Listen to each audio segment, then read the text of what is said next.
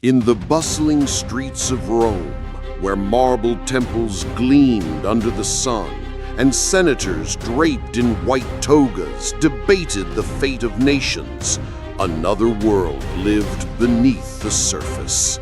It was a world of shadows, whispers, and eyes that never blinked.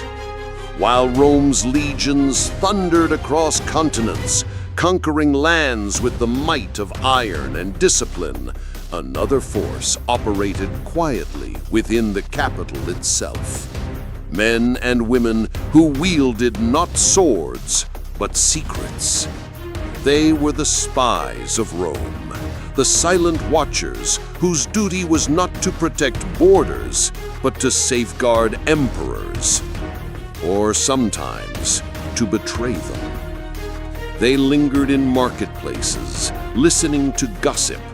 They shadowed generals, recording private words. They slipped through palace halls at night, eyes sharpened for plots. In an empire where betrayal often came faster than a sword thrust, where emperors rose and fell by the hand of friends, spies became as deadly as any legion. But who were these secret agents? Were they loyal servants protecting Rome from treachery? Or were they ruthless informants sowing paranoia in a world already dripping with fear? To answer this, we must travel back to the roots of the Roman secret police. The origins of Rome's spying apparatus stretch back to the first emperors. Augustus, the man who forged Rome from a bleeding republic into a mighty empire, understood that wars were not won only on battlefields. They were also won in the corridors of power, where whispers could topple a ruler faster than any army. Augustus created a network of informants to keep him aware of conspiracies. At first, this network looked harmless. Scribes, freedmen, even slaves reporting small rumors. But as the empire grew, so did the machinery of surveillance. By the time of Tiberius, Augustus's heir, spies had become weapons of terror. Tiberius unleashed the frumentarii, originally soldiers tasked with supplying Rome's legions. These men, hardened by war and fluent in travel, began acting as couriers and secret watchers. They carried orders from the emperor, but they also carried back whispers of dissent. Imagine them moving through Rome's provinces, dusty cloaks hiding eyes that missed nothing. A general boasting too loudly in a tavern, a senator whispering rebellion behind closed doors, even a poet crafting a satirical verse. Nothing escaped their notice. Every report they made could save or end an emperor's life. And it was not only emperors who used spies. Senators spied on one another. Wives spied on husbands. Rivals in politics used informants to dig up scandals and blackmail. Rome became a city where trust was fragile, and silence was often safer than truth. The secret police reached their peak under emperors like Domitian and Hadrian. The frumentarii were now infamous. They no longer blended into the background. They were feared.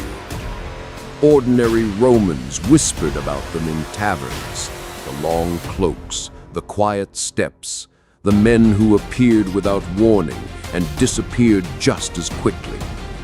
Their tasks were varied. Some tracked foreign spies who tried to infiltrate the empire. Others rooted out tax fraud in distant provinces. But the most feared mission of all was surveillance of Rome's elite. Senators lived in constant dread that careless words spoken at a dinner party might be twisted into treasonous intent. Informers, known as delators, fed the machinery of suspicion. And when a name was whispered too often, executioners soon followed. Consider the reign of Domitian.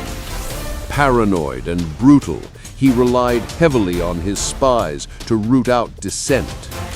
Banquets turned into traps where noble guests were unknowingly tested by hidden ears. A careless toast against the emperor could mean exile or worse. Fear itself became Rome's secret weapon, wielded by its spies more effectively than swords. But espionage was not limited to Rome's palaces.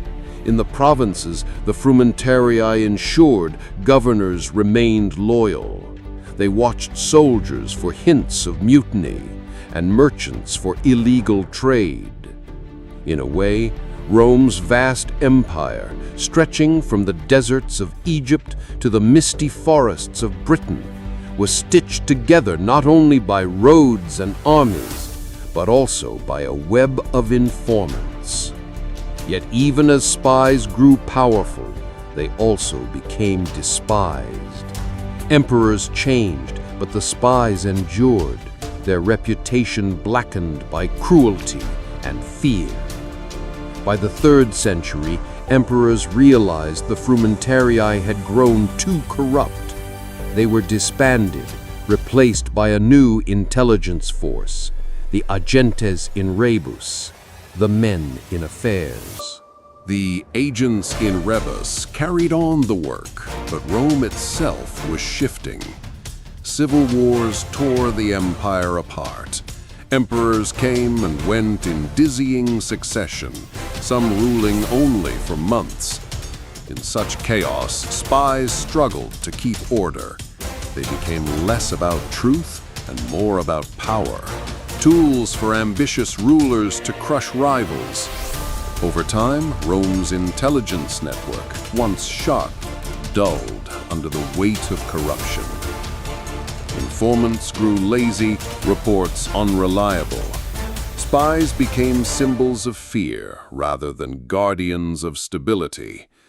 By the time barbarian warlords pressed at Rome's gates, no secret network could stop the tide of collapse. And so the great shadow army of Rome vanished, scattered into memory.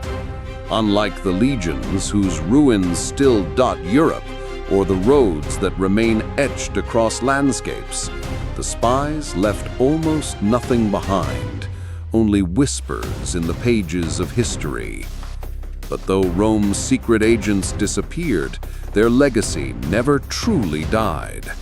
The idea of surveillance, of rulers keeping their eyes on their people, lives on in every age.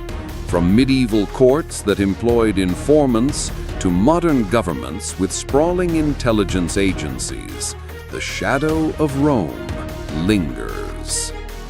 Think of the FBI, MI6, or the CIA. Think of networks of surveillance cameras, satellites, and cyber spies. At their core, they echo the same Roman truth. Power survives not only by force, but by knowledge. Even in popular culture, Rome's spies reappear. Historical dramas whisper of frumentarii lurking in the shadows. Video games and novels resurrect their role as mysterious figures, half soldiers, half spies.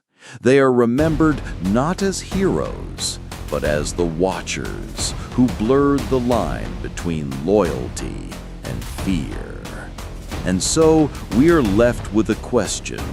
Were these agents protectors of Rome or its destroyers? Did they safeguard emperors or poison them with paranoia? History does not give us a clear answer, But perhaps that is the lesson. The power of secrets is never simple. In the grand story of Rome, we remember emperors and legions, conquests and monuments.